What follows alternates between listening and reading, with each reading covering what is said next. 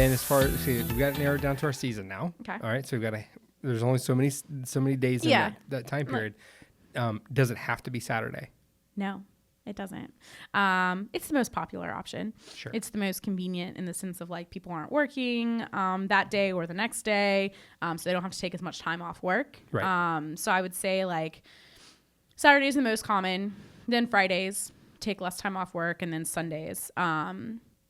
Just because Sundays get a little bit harder. People are usually leaving Monday morning, so maybe they're not wanting to party quite as hard. But yeah, and then weekdays. Weekdays are becoming seemingly more popular also. Yeah. Thursdays and even Wednesdays for weddings. And I mean, perks of that is that you're going to probably have a less expensive, especially on like a Wednesday. Yeah.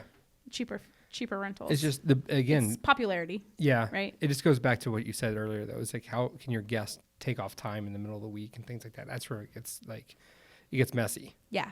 If you have a lot of people traveling or something. Right. Exactly. Yeah. So what are the pros and cons of another day? We kind of hit a little bit of that, really. We did. Cost. Yeah. Vendor availability is the same. Like your vendors are probably going to be more open on availability on a Wednesday in October than a Saturday in October. Yep. So you have more flexibility there. It's also like Friday weddings can be really nice if your guests can get off, because you can make like a whole weekend out of it. You can have the wedding on Friday, and then Saturday you guys can all get together and hang out at a brewery or, something like that. And then you still have Sunday to like hang out and before people leave. So that can be like a really nice pro of like an off non-Saturday wedding day. Yeah.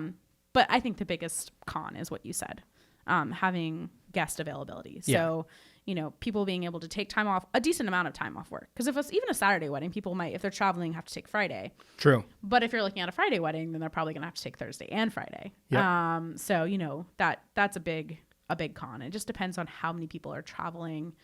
If you have an all local wedding, if you have a Friday wedding and it's an all local wedding, people may still have to take off work, so things like that to think about.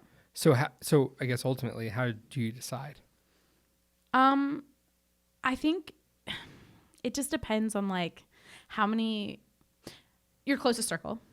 I would talk to them first. The people that like, without those people, your wedding day, like literally you can't imagine it happening. So, your closest friends and family, I would check with them. Then I would ask them, like, if we do choose a Friday, will you be there? Can you make it happen? Will you be there Thursday for the rehearsal or the rehearsal dinner? Will you stay the whole weekend? Like get a pulse from them.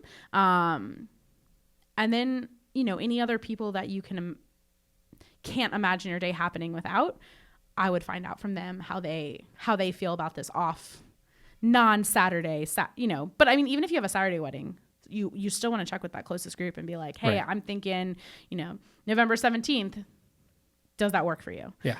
Because if you can't imagine your wedding happening without these people, you need to at least make sure those people are going to be there. So like bridal party, parents, grandparents, closest friends and family. Yeah.